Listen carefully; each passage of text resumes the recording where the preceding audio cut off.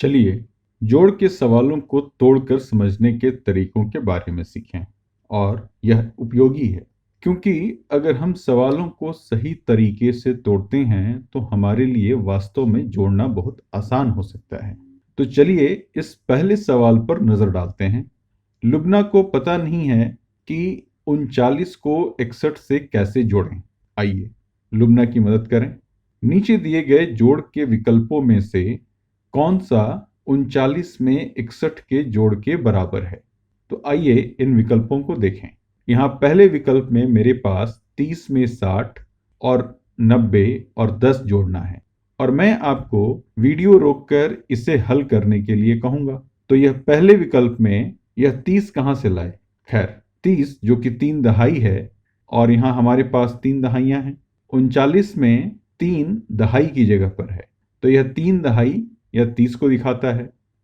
और फिर हमारे पास 60 है, यह कहाँ से आया।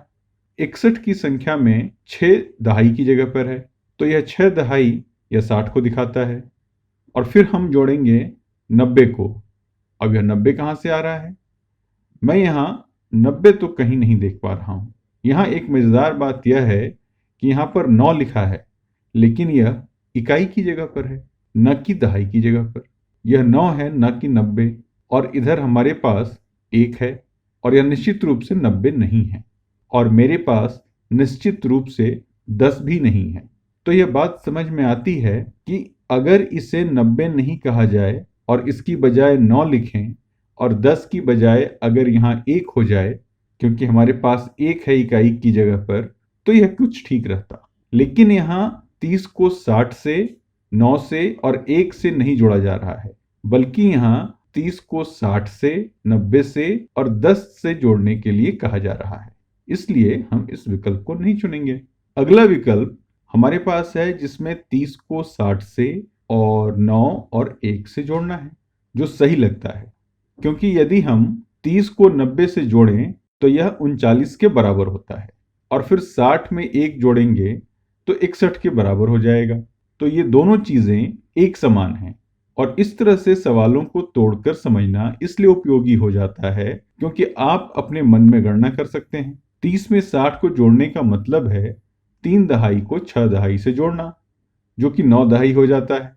तो ये दो संख्याएं जो यहाँ दिख रही हैं वो मिलकर 90 हो जाएंगी और फिर 9 में 1 जोड़ें तो 10 हो जाएगा और फिर 90 में 10 जोड़ें तो ये मिलाकर 100 के बराबर हो जाएगा। सवाल में हमें यह गणना करने के लिए नहीं कहा जा रहा है। वहां पूछा जा रहा है कि इन विकल्पों में से कौन सा विकल्प ऊपर दिए गए सवाल के बराबर है और यह निश्चित रूप से सही विकल्प है और हम केवल यहाँ इस विकल्प को चुन सकते हैं। तो इस तरह ये हो गया।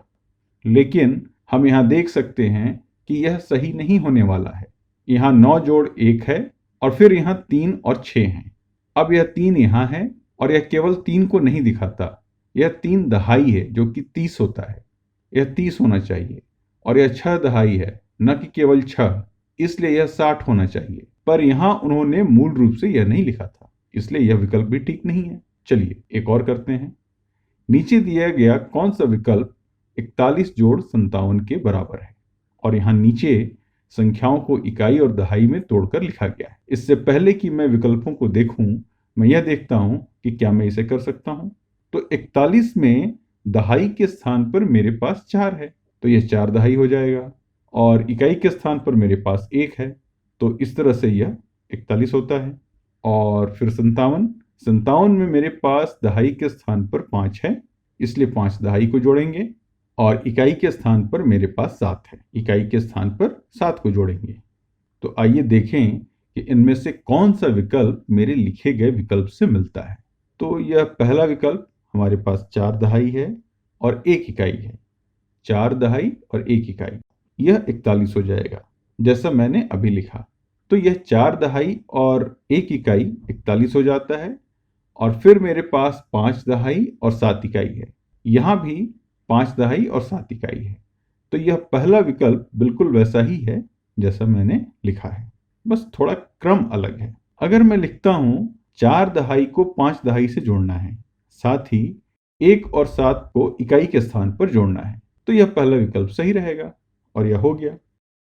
आइए दूसरे विकल्प को भी देखा जाए। मैं देखता हूं कि 4 दहाई कहां से आता है और फिर इसमें 1 दहाई है। ऐसा लगता है कि यह यहाँ पर इकाई वाले 1 को लाने की कोशिश की गई है और यह निश्चित रूप से गलत है। और फिर यह 5 इकाई है, लेकिन यहाँ 5 दहाई की जगह पर है, न कि इकाई की जगह पर, तो यह सही नहीं हो सकता। और फिर दूसरा विकल्प कहता है 4 इकाई की जगह पर है, जबकि ये 4 दहाई की जगह पर है। ये 4 दहाई है।